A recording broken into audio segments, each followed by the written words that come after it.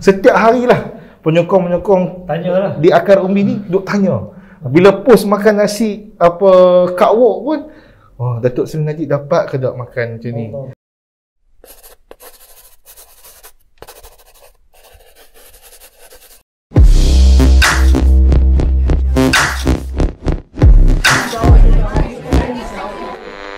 Assalamualaikum warahmatullahi wabarakatuh. Bersama kita sekali lagi dalam Sembang Kola Putih. Dan hari ini ada bersama saya Arif Hashman. Dan hari ini saya ditemani oleh salah seorang daripada partner untuk Aizat, Izwan dan Syakil. Saudara Aizat, boleh kenalkan diri dulu sikit? Okey, terima kasih. Saya nama Aizat lah kan. Aizat saya ingat saya dah berada dalam bidang undang-undang ni buat seketika, tapi dalam kerjaya saya sebagai peguam ni ada beberapa kali saya keluar sekejap daripada keluar sekejap daripada menjadi peguam. Jadi sekarang saya dah kembali ke bidang guaman lah. Yang itulah semua sikit. Dan saya bersama dengan rakan kongsi, kita adalah pengasas kepada firma guaman ni lebih kurang 4 tahun yang lalu lah. Baik. So, untuk hari ini kita akan bawakan tajuk berkenaan dengan pengampunan diraja. Dan saya rasa kita pun tak salah orang kot rasanya untuk kita tanyakan sedikit mengenai pengampunan diraja ni. Jadi boleh tak sebelum kita go further dalam tajuk ini, kalau saudara Aizat boleh ceritakan sikit perjalanan dalam kerjaya politik sikit, kalau boleh cerita sikit. Apa yang saya kata tadi tu, dalam kerjaya saya sebagai seorang peguam ni, saya keluar sekejap daripada bidang guaman ni sebab saya juga terlibat langsung dalam politik. Selain sudah menjadi peguam, saya juga adalah seorang ahli politik, dan sebelum ni saya pernah berkhidmat dalam kerajaan dalam bidang pentadbiran, di mana jawatan akhir saya iaitu sebagai seorang setiausaha politik kepada Menteri Pembangunan Luar Bandar. Jadi tak ada banyak perkara yang mungkin tidaklah terlalu hebat, tetapi saya ingat saya juga telah pecahkan satu sejarah, iaitu sebagai orang muda berusia 29 tahun saya telah dilantik sebagai salah seorang anggota pentadbiran, iaitu setiausaha politik kepada menteri pada tahun 2021. Jadi dalam politik ni saya terlibat dalam parti yang mungkin para pendengar tak apa gemar, tapi saya orang UMNO lah. Saya adalah pemimpin di kalangan pemuda UMNO, sekarang Exco Pemuda UMNO Malaysia. Cuma satu benda je, sikit lah saya nak cerita. Kalau bab politik ni, satu je yang saya kira dalam, tak kira siapa pun, tak kira mana-mana ahli politik pun, yang saya dan rakan-rakan lain yang di luar sana, kita cuma nak mencari satu jalan untuk Malaysia yang lebih baik kepada masa depan orang muda. Yang itulah serba sikit perkara lah, kan. Kalau nak cerita latar belakang bab politik, saya minta kita buat episod lain lah. Mungkin banyak lagi. Baik, so kita tahu Aizat daripada parti politik UMNO, maka sesuai dengan kita punya tajuk hari ni berkenaan pengampunan diraja, yang mana baru-baru ni ada sedikit isu daripada pihak MKT. Saya rasa pihak MKT UMNO yang menimbulkan isu ni, mereka mahu meminta untuk Datuk Seri Najib Razak, kita punya former PM, untuk diberi pengampunan diraja. Sebelum kita pergi lebih lanjut, boleh jelaskan kepada masyarakat semua apa itu pengampunan diraja? Okey, saya ingat pengampunan diraja ni adalah banyak perkara yang mungkin kita boleh sentuh, tetapi yang saya nak sentuh hari ini adalah kita nak fahamkan mengenai apa dia prosedur untuk pengampunan diraja. Sebelum kita nak bercakap pasal pengampunan diraja, kita kena faham dulu, saya ingat yang paling penting dan asas untuk kita ingatkan balik fakta kes yang Datuk Seri Najib hadapi. Sejuruh daripada Barisan Nasional tewas dalam pilihan raya umum yang ke-14. Jadi Datuk Najib ada 2 kes yang telah mana Datuk Seri Najib didakwa, iaitu kes melibatkan dana SRC, satu syarikat pelaburan yang membuat pelaburan dan sebagainya, dan satu lagi kes 1MDB. Jadi kes SRC Najib Razak ni juga kita dah tengok dan kita dah tahu bahawa kes ni telah berlangsung, telah pun dibicarakan, kes ini telah pun ada keputusan di 3 buah mahkamah tertinggi di Malaysia. Datuk Seri Najib telah dijatuhkan hukuman pada sekitar tahun 2020 di Mahkamah Tinggi Kuala Lumpur, di mana beliau dijatuhkan hukuman 12 tahun penjara, 210 juta denda yang telah dikenakan hukuman. Jadi selepas pada Mahkamah Tinggi memutuskan Datuk Seri Najib bersalah, jadi kemudiannya Datuk Seri Najib membuat rayuan kepada Mahkamah Rayuan, dan Mahkamah Rayuan pada ketika itu masih lagi menolak rayuan yang dikemukakan dan masih lagi mengekalkan hukuman kepada Datuk Seri Najib.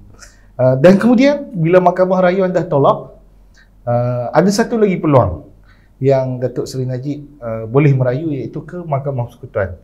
Dan akhirnya saya kira pada sekitar tahun 2022 kalau tak salah saya, Datuk Seri Najib telah menerima keputusan Mahkamah Persekutuan yang masih mengekalkan keputusan penjara 12 tahun dan denda 210 juta. Jadi pada waktu tu kita tahu ada banyak isu, kerana kita tahu ada satu isu yang melibatkan Datuk Najib telah melantik peguam baru. Pasukan peguam baru telah memohon untuk kes itu ditangguhkan, tetapi ditolak oleh panel 5 hakim di Mahkamah Persekutuan. Dan pada saat di mana kita tahu bahawa perbicaraan Mahkamah Persekutuan itu berlangsung, ditolak, dan akhirnya itulah saya ingat antara kes yang terbesar yang berlaku, yang mana satu perkara baru yang berlaku dalam dunia guaman yang agak menggemparkan apabila Datuk Seri Najib tidak langsung mengemukakan fakta rayuannya di Mahkamah Persekutuan. Sebab apabila mahkamah dah tolak dah tolak untuk permohonan untuk penangguhan perbicaraan kes, kemudian peguam yang dilantik pula menarik diri. Jadi Datuk Najib dijatuhkan hukuman di saat beliau tidak mempunyai wakil. Dan oleh sebab itulah kemudiannya kes SRC ni, kemudian Datuk Seri Najib telah memfailkan pasukan peguamnya yang terdahulu, yang diketuai oleh Tan Sri Syafiee, telah mengemukakan rayuan semakan semula. Dia apabila ni yang mungkin kita boleh fahamkan kepada para pendengar, penonton kita, masyarakat, bahawa proses undang-undang tu dia ada daripada mahkamah rendah, tapi ini kes bermula di Mahkamah Tinggi. Selepas Mahkamah Tinggi ada Mahkamah Rayuan. Selepas tak berjaya di Mahkamah Rayuan, boleh merayu ke Mahkamah Persekutuan. Dan apabila Mahkamah Persekutuan pun telah menolak, kita ada lagi satu proses yang terakhir yang termaktub dalam perlembagaan, iaitu semakan semula kehakiman. Tetapi empat perkara ni telah pun diputuskan, telah pun terjawab, dan Datuk Seri Najib tidak berjaya dalam empat perkara ni. Dan sebab itulah kita mula mendengar mengenai pengampunan diraja. Pengampunan diraja ni, untuk maklumat saudara, dia bukan perkara yang baru. Sebenarnya benda ni memang dah lama lah. Dia benda yang setiap daripada orang kata rakyat Malaysia, semua kita ada hak untuk mendapatkan pengampunan diraja apabila kita dah habis semua 4 peringkat proses penghakiman dan keadilan di mahkamah yang ada.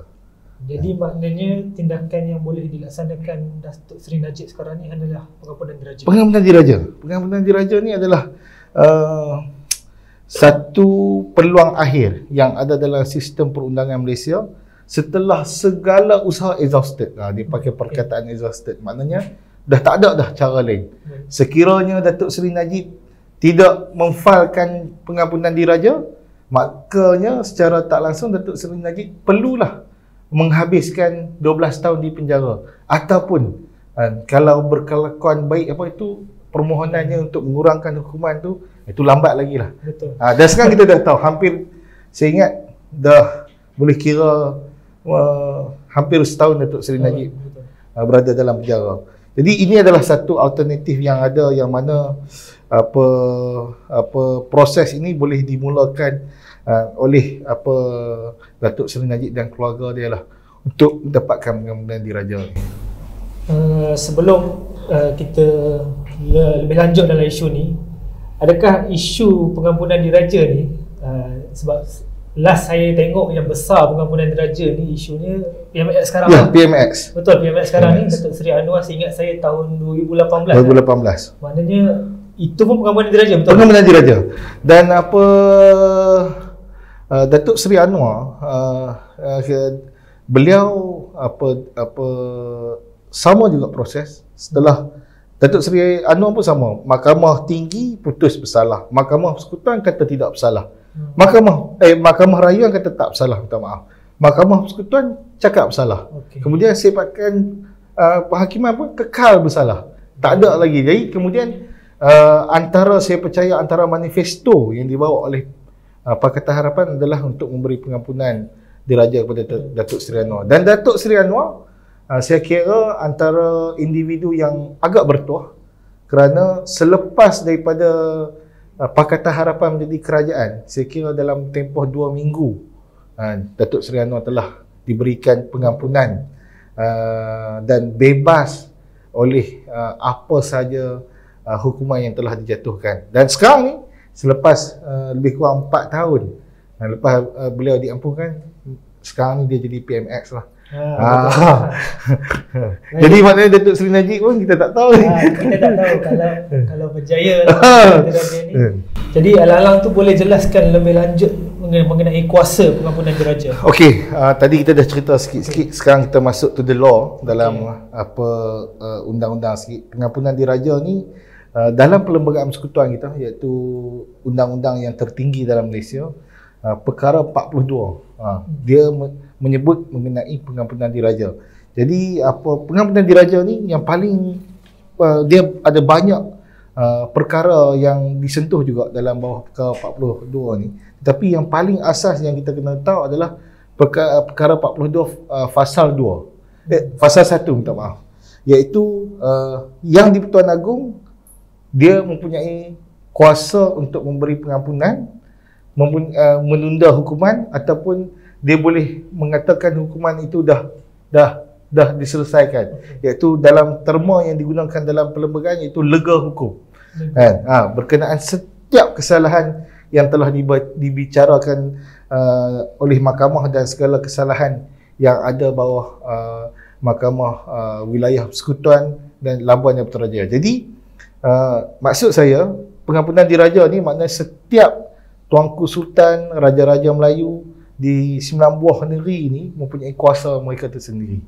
Tetapi dalam untuk memberikan pengampunan diraja ni untuk kes Datuk Seri Najib, sebab diputuskan di Mahkamah Kuala Lumpur, Mahkamah Persekutuan dan Mahkamah Rayuan di Putrajaya, ia berada di bawah bidang kuasa yang di Pertuan Agong. Jadi itu untuk persekutuan. Bagaimana pula dengan negeri-negeri lain pun sama? Kalau negeri-negeri lain pun sama, pengampunan diraja itu disebut juga dalam perkara 42. Tetapi kalau di negeri-negeri lain, raja ataupun yang di Pertuan Negeri itu akan mempunyai kuasa untuk sama seperti mana yang di Pertuan Agong, untuk Putrajaya, wilayah dan juga Labuan. Jadi untuk negeri lain, Sultan lah yang ada kuasa. Okey. Sultan lah. Kalau di Kedah, Sultan Kedah lah. Sultan Kedah lah.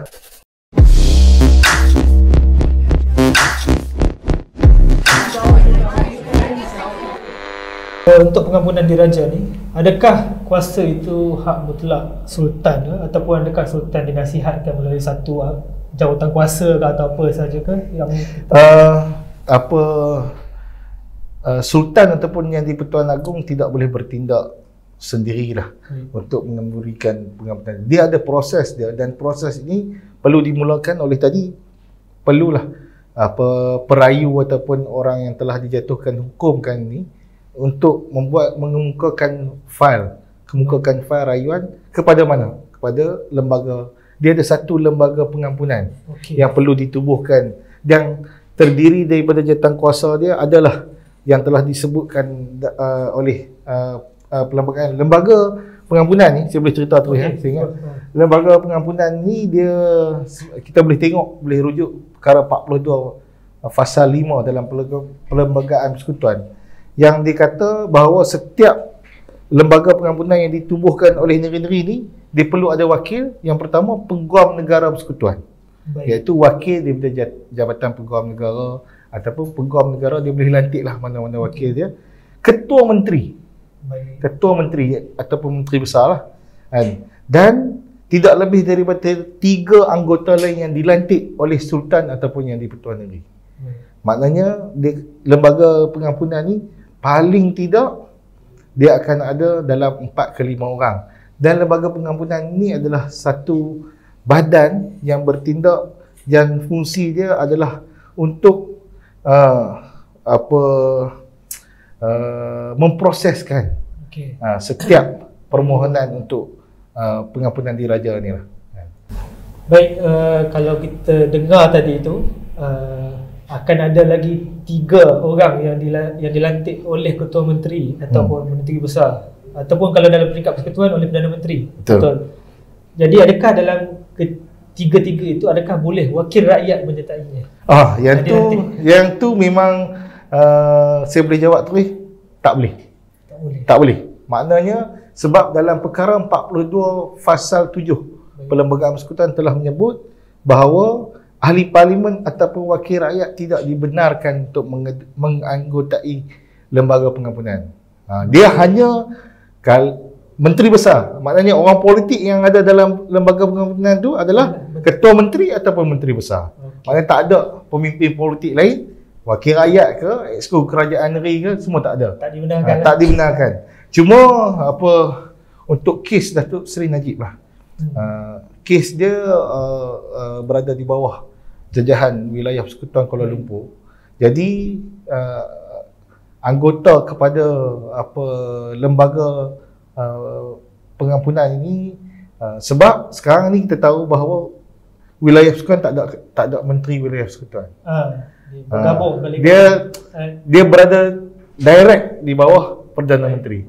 Jadi ahlinya pertama adalah Peguam Negara tadilah. Peguam Negara yang di-Pertuan Agong ni bertindak sebagai pengerusi. Anggota dia Peguam Negara. Kemudian menteri yang bertanggungjawab untuk wilayah Persekutuan iaitu Perdana Menteri, iaitu PMX lah, Datuk Seri Anwar sebagai anggota. Kemudian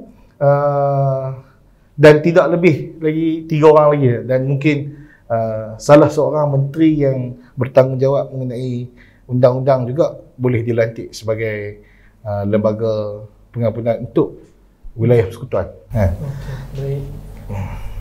Jadi adakah proses pengampunan ni, proses perbincangan, proses keputusan lembaga pengampunan ni, adakah kita boleh ketahui ke, ataupun apakah sebenarnya proses? Dia proses dan perbincangan pengampunan diraja ni, dia adalah satu rahsia.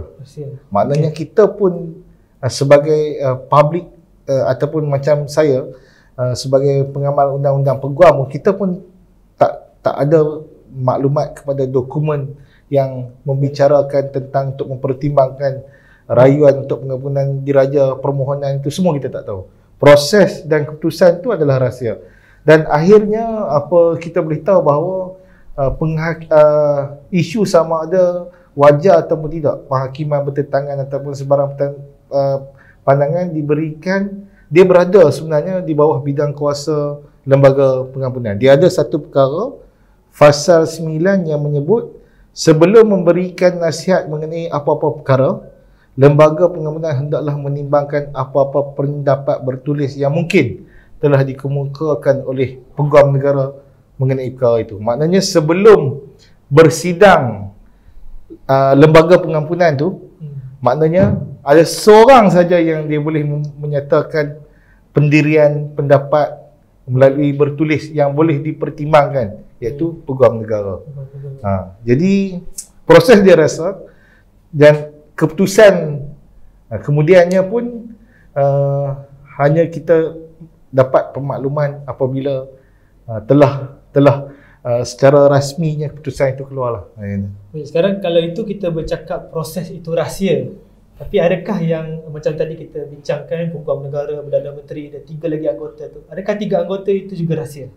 Rahsia juga. Rahsia juga. Maknanya yang kita tahu hanya Peguam Negara dan Perdana Menteri. Betul. Kita tahu bahawa saya ingat baru-baru ini ada keluar mengenai isu di media sosial sampai saya lihat Timbalan Perdana Menteri 1 Datuk Seri Zahid juga respon pada perkara ini, iaitu mengenai dikatakan kita tak dapat pengesahan tu. Betul. Dikatakan bahawa ada sidang lembaga pengampunan berlangsung baru-baru ini. Betul. Dan tidak ada pun permohonan Datuk Seri Najib yang berada dalam agenda lembaga pengampunan yang bersidang baru-baru ini. Kita tak tahu. Betul. Tetapi itulah yang saya juga nampak ada sikit timbul keraguan.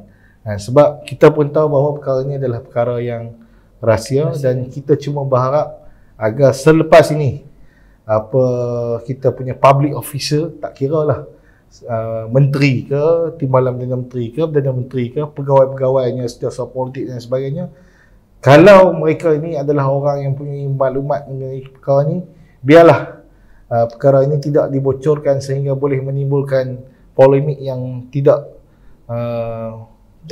patut ada lah. Saya rasakan. Sebab kalau hari itu tidak ada siapa-siapa yang memberikan maklumat ataupun mengenai lembaga pengampunan yang akan berlangsung pada hari ini, hari sekian-sekian ni, marilah kita semua. Jadi kalau benda itu tak ada, mungkin keraguan seperti ini yang proses. Sebab apa yang kita nak adalah setiap proses termasuklah lembaga pengampunan ini, kita perlu pastikan ketelusan dan keadilan itu berlangsung tanpa ada sebarang tekanan politik lah. Itu yang boleh kata. Ya.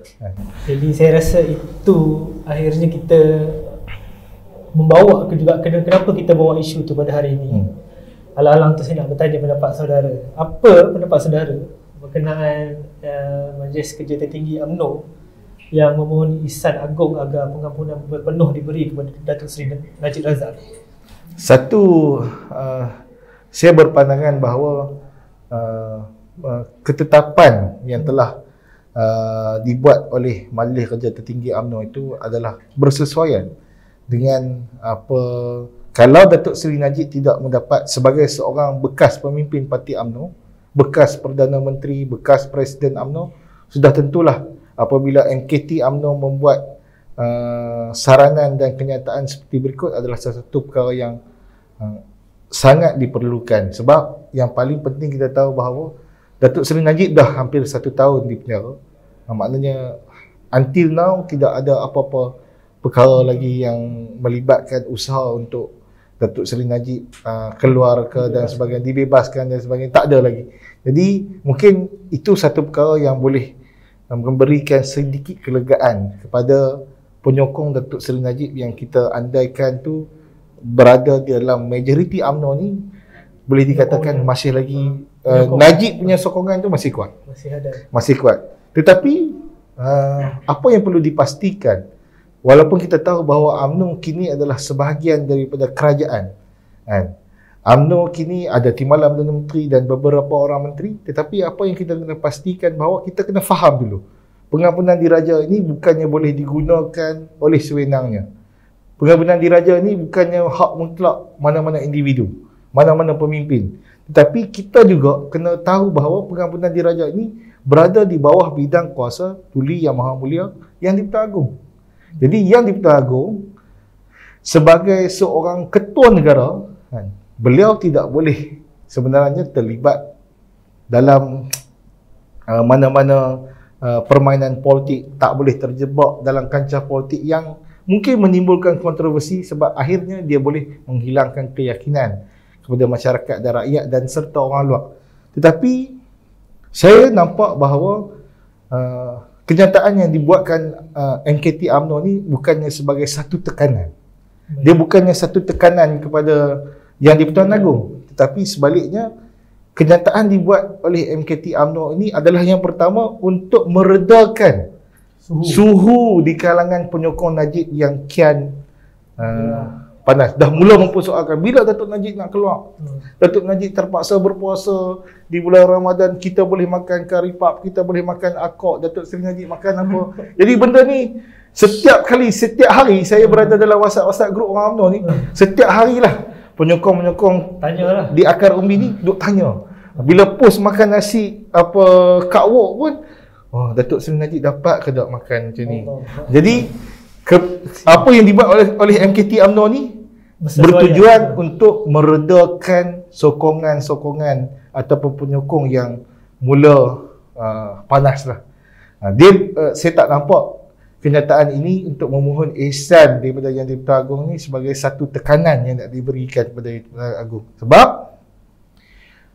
MKT UMNO, Yang di-Pertuan Agong, pemimpin lain, semua kita tahu bahawa untuk pengampunan diraja ni dia ada proses yang perlu dilalui. Maknanya permohonan. Sebab yang ni yang saya nak kata, apabila orang kata kenapa lambat sangat Datuk Seri Najib nak diberikan pengampunan, sebab kita kena tahu bahawa keputusan, sebab sebelum ni Datuk Seri Najib tidak boleh filekan permohonan pengampunan diraja lagi sebab masih ada proses yang terakhir, iaitu semakan semula keputusan.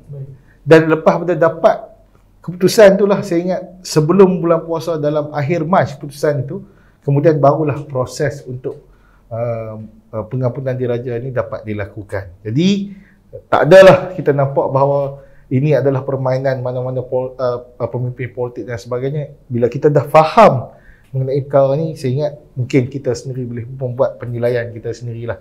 Dan apa-apa pun, kita berharap yang paling utama kita faham bahawa kuasa yang telah termaktub dalam Perlembagaan Persekutuan, siapa yang mempunyai bidang kuasa, dan Yang di-Pertuan Agong pun mempunyai kuasa sebagai pengerusi tetapi tertakluk kepada lembaga pengampunan. Prosesnya ada.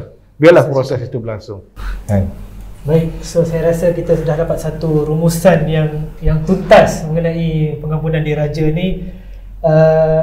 Sebenarnya saya ada satu soalan tadi. Saya tak tahu, saya tak perasan kalau kita ada sebut tak tadi kan. Tapi soalan ni saya rasa kita sekalikan dengan penutup lah kalau ada daripada Aizat. Soalan saya tadi, saya nak tanya berkenaan MKT UMNO tadi yang dia meminta ihsan agung. Adakah MKT UMNO boleh membuat rayuan tu? Ataupun sebenarnya kuasa itu tertakluk pada saya tahu keluarga atau apa saja. Dia boleh tutup sekali lah. Permohonan harus dibuat oleh keluarga ataupun pesalah itu sendiri. Maknanya Datuk Seri Najib ataupun keluarga dia yang perlu memfilekan permohonan untuk pengampunan diraja. Macam kes Datuk Seri Anwar Ibrahim, Datuk Seri Wazizah yang memfilekan permohonan diraja. Maknanya dalam setiap kes tu kita tahu bahawa perlu ada locus standi. UMNO tak ada locus standi. Maknanya yang tu juga, yang ni saya harap kalau video ni sampai kepada penyokong-penyokong UMNO ni kena faham bahawa UMNO tidak ada locus standi untuk membuat permohonan rayuan. Keluarga dia lah. Keluarga yang ada hak untuk membuat permohonan. Jadi dan saya ingat saudara minta saya simpulkan kata-kata akhir. Kita yang pertamanya kita kena faham bahawa untuk kita nak mengekalkan negara kita ni sebagai negara yang berdaulat, negara yang kita seperti mana dalam rukun negara keluhuran perlembagaan kedaulatan undang-undang, kita sebagai rakyat haruslah percaya kepada proses undang-undang yang berlaku. Maknanya pertikaian, bukannya kita nak kata sebarang keputusan mahkamah itu sebagai satu keputusan yang tidak boleh kita pertikaikan. Tapi kalau kita mula meragui tentang kebebasan institusi badan kehakiman, proses undang-undang, maka kalau perkara ini dimainkan oleh pemimpin-pemimpin politik dan sebagainya, saya bimbang bahawa akhirnya nanti rakyat kita dah tak percaya dengan sistem undang-undang yang ada. Jadi parah nanti. Maknanya kalau kita orang bila dah tak percaya ada undang-undang yang bagus, yang kuat untuk mengawal selia setiap perkara dalam Malaysia ni, maknanya orang dah boleh berani buat kesalahan. Kita tak mahu benda itu berlaku. Jadi kita kena percaya kepada proses yang telah ada dalam Perlembagaan Persekutuan, dan kita percaya juga bahawa kebijaksanaan ke bawah duli Yang Maha Mulia Yang di-Pertuan Agong untuk membuat keputusan pada hemat Baginda atas mendapat nasihat lembaga pengampunan akan membuat keputusan yang terbaik dan mengikut proses undang-undang yang sedia ada dalam setiap pengampunan diraja untuk pesalah-pesalah yang telah disabitkan hukuman. Bukan saja Datuk Seri Najib, tapi semua pesalah-pesalah yang telah dijatuhkan hukuman sebenarnya mempunyai hak ni. Dan kita percaya bahawa pengampunan diraja ini telah berlangsung sekian lamanya. Yang itulah. Jadi bukannya untuk kes Datuk Najib semua benda, semua kes yang besar. Semua kes ni yang kes yang besar. Dan prosesnya dipertikaikan. Tu yang saya heran. Datuk masa PMX dulu taklah cakap banyak sangat. Jadi sekarang jadi insya-Allah kita doakan yang terbaik untuk Datuk Seri Najib, keluarga, dan juga kita percaya kepada kebijaksanaan yang di-Pertuan Agong, dan kita percaya kepada proses undang-undang yang ada dalam Malaysia untuk menjaga perkara ini. Baik, terima kasih saudara Aizat daripada Aizat, Izwan dan Syakil. Bertemu lagi dalam Sembang Kuala Putih di next episode. Assalamualaikum.